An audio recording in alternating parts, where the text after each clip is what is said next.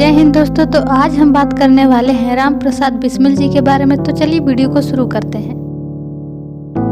राम प्रसाद बिस्मिल का जन्म सन 1857 में उत्तर प्रदेश के शाहजहांपुर में हुआ था। उनके पूर्वज ब्रिटिश बहुल राज्य ग्वालियर के निवासी थे। बिस्मिल के पिता शाहजहांपुर के नगर पालिका बोर्ड के कर्मचारी थे। राम प्रसाद बिस्मिल के जन्म के बाद वे गंभीर रूप से बीमार पड़ गए और गांव में चिकित्सा सुविधाओं की कमी के कारण उनके जीवन को बचाने की कोई उम्मीद नहीं थी। बिस्मिल के माता पिता के बड़े पुत्रों में से एक की भी इसी स्थिति के कारण मृत्यु हो गई। हालांकि बिस्मिल के दादाजी ने शैशवावस्था में बिस्मिल के जीवन को बचाने के लिए कुछ अलौकिक प्रथाओं को लागू किया। आइए अब हम इनके शिक्षा के बारे में जानते हैं। बचपन में राम प्रसाद बिस्मिल ने अपनी स्कूली शिक्षा अपने पिता से घर पर ही प्राप्त की। उन्होंने अपने पिता से हिंदी और स्थानीय मौलवी से उर्दू सीखी। उन्होंने मिडिल स्कूल की परीक्षा एक अंग्रेजी मिशन स्कूल से प्रथम श्रेणी में उत्तीर्ण की। राम प्रसाद बिस्मिल के पिता की कमाई उनके दो बेटों राम प्रसाद बिस्मिल और उनके बड़े भाई की बुनियादी जरूरतों के खर्च को चलाने के लिए पर्याप्त नहीं थी। जैसे पर्याप्त धन की कमी के कारण राम प्रसाद बिस्मिल को 8वीं कक्षा के बाद अपनी पढ़ाई छोड़नी पड़ी। हालांकि हिंदी भाषा का उनका ज्ञान गहरा था और इससे उन्हें कविता लिखने के अपने जुनून को जारी रखने में मदद मिली। राम प्रसाद बिस्मिल को 14 साल की उम्र में अपने माता पिता से पैसे चुराने और सिगरेट पीने की बुरी आदत थी। राम प्रसाद बिस्मिल ने अपनी आत्मकथा में वर्णित किया है कि उन्होंने चोरी के पैसे का एक बड़ा हिस्सा सस्ते उपन्यास और किताबें खरीदने के लिए खर्च किया जिन्हें वह पढ़ना चाहते थे। उन्होंने आगे स्पष्ट किया कि वह बड़े होने पर एक दिन में लगभग 50 से 60 सिगरेट पीते थे। आर्य समाज आंदोलन में शामिल होने के बाद उन्होंने अपने साथी मुंशी इंद्रजीत की मदद से इस आदत को छोड़ दिया। राम प्रसाद बिस्मिल का जीवन एक क्रांतिकारी के रूप में अपनी पीढ़ी के कई युवाओं की तरह राम प्रसाद बिस्मिल भी उन कठिनाइयों और यातनाओं से प्रभावित थे जिनका सामना आम भारतीयों को अंग्रेजों के हाथों झेलना पड़ा था। इसीलिए उन्होंने बहुत कम उम्र में ही देश के स्वतंत्रता संग्राम में अपना जीवन समर्पित करने का फैसला कर लिया। 8वीं कक्षा तक अपनी शिक्षा पूरी करने के साथ राम प्रसाद बिस्मिल हिंदुस्तान रिपब्लिकेशन एसोसिएशन के सदस्य बन गए जब वे बहुत छोटे लड़के थे। इस क्रांतिकारी संगठन के माध्यम से बिस्मिल चंद्रशेखर आजाद, भगत सिंह, सुखदेव, अशफाक उल्लाह खान, राजगुरु, गोविंद प्रसाद, प्रेम किशन खन्ना, भगवती चरण ठाकुर, रोशन सिंह और राय राम नारायण जैसे अन्य स्वतंत्रता सेनानियों से मिले।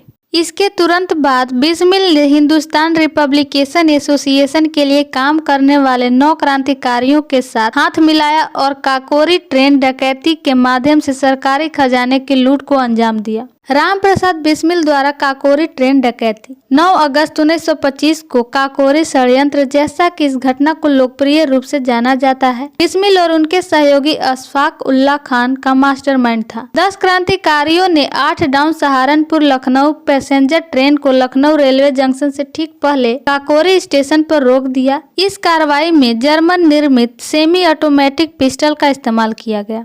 HRA प्रमुख राम प्रसाद बिस्मिल के लेफ्टिनेंट अशफाक उल्लाह खान ने मनमथ नाथ गुप्ता को अपनी पिस्तौल दे दी और कैश की पेटी को तोड़ने में लग गए। हाथ में नया हथियार देखकर मनमथ नाथ गुप्ता ने पिस्तौल तान दी और महिला डब्बे में अपनी पति को देखने के लिए ट्रेन से नीचे उतरे यात्री अहमद अली की गलती से गोली मारकर हत्या कर दी। 40 से अधिक क्रांतिकारियों को गिरफ्तार किया गया था जबकि केवल 10 व्यक्तियों ने इस डकैती में भाग लिया था। घटना से पूरी तरह से असंबंधित व्यक्तियों को भी पकड़ लिया गया। हालांकि उनमें से कुछ लोगों को छोड़ दिया गया। सरकार ने जगत नारायण मुल्ला को एक अविश्वसनीय शुल्क पर लोक अभियोजक के रूप में नियुक्त किया। डॉक्टर हरकरण नाथ मिश्रा बैरिस्टर विधायक और डॉक्टर मोहन लाल सक्सेना MLC को बचाव के पक्ष में वकील के रूप में नियुक्त किया गया था। आरोपियों के बचाव के लिए डिफेंस कमेटी के लिए भी गठन किया गया था। गोविंद वल्लभ पंत, चंद्र भानु गुप्ता और कृपा शंकर हलेजा ने अपने मामले का बचाव किया। पुरुषों को दोषी पाया गया और बाद की अपीलें विफल रही। 16 सितंबर 1927 को क्षमा दान के लिए एक अंतिम अपील लंदन में प्रिवी काउंसिल को भेजी गई लेकिन वह भी विफल रही। 18 महीने की कानूनी प्रक्रिया के बाद बिस्मिल, अशफाक उल्लाह खान, रोशन सिंह और राजेंद्र नाथ लाहिड़ी की मौत की सजा सुनाई गई। बिस्मिल को 19 दिसंबर सन 1927 को गोरखपुर जेल में, अशफाक उल्लाह खान को फैजाबाद जेल में और ठाकुर रोशन सिंह को नैनी इलाहाबाद जेल में फांसी दी गई थी। लाहिड़ी को 2 दिन पहले गोंडा जेल में फांसी दी गई थी। राम प्रसाद बिस्मिल का जीवन एक साहित्यकार के रूप में। राम प्रसाद बिस्मिल ने कई कविताएं लिखी जिनमें से अधिकांश देशभक्ति पूर्ण थी। अपने देश भारत के लिए उनका प्यार और उनकी क्रांतिकारी भावना, जो हमेशा अपने जीवन की कीमत पर भी औपनिवेशिक शासकों से भारत की आजादी चाहती थी, देशभक्ति कविताओं को लिखते समय उनकी प्रमुख प्रेरणा थी। सरफरोशी की तमन्ना कविता बिस्मिल की सबसे प्रसिद्ध कविता है। हालांकि कई लोगों का मत है कि कविता मूल रूप से बिस्मिल अजीमाबादी द्वारा लिखी गई थी। बिस्मिल ने काकोरी ट्रेन डकैती की घटना में अभियोग के बाद जेल में रहते हुए अपनी आत्मकथा लिखी। सन 1927 में राम प्रसाद बिस्मिल की मृत्यु के बाद उनके द्वारा लिखी गई क्रांति गीतांजलि नामक एक देशभक्ति पुस्तक सन 1929 में जारी की गई थी और इस पुस्तक को सन 1931 में ब्रिटिश सरकार द्वारा बेचने पर प्रतिबंध लगा दिया गया था। राम प्रसाद बिस्मिल जी का मौत। काकोरी षड्यंत्र में दोषी ठहराए जाने के बाद ब्रिटिश सरकार ने फैसला सुनाया कि राम प्रसाद बिस्मिल को मृत्यु तक फांसी दी जाए। उन्हें गोरखपुर में सलाखों के पीछे रखा गया और फिर 19 दिसंबर 1927 को 30 साल की बहुत कम उम्र में ही फांसी पर लटका दिया गया। उनके शरीर का अंतिम संस्कार हिंदू रीति रिवाजों और समारोह के अनुसार उत्तर प्रदेश में राप्ती नदी पर राजघाट पर किया गया था। आई होप आप लोगों को ये वीडियो अच्छा लगा होगा। अगर अच्छा लगा तो हमारे चैनल को सब्सक्राइब जरूर कर दें ताकि आने वाली वीडियो की नोटिफिकेशन आप तक पहुंच सके। जय हिंद, जय भारत।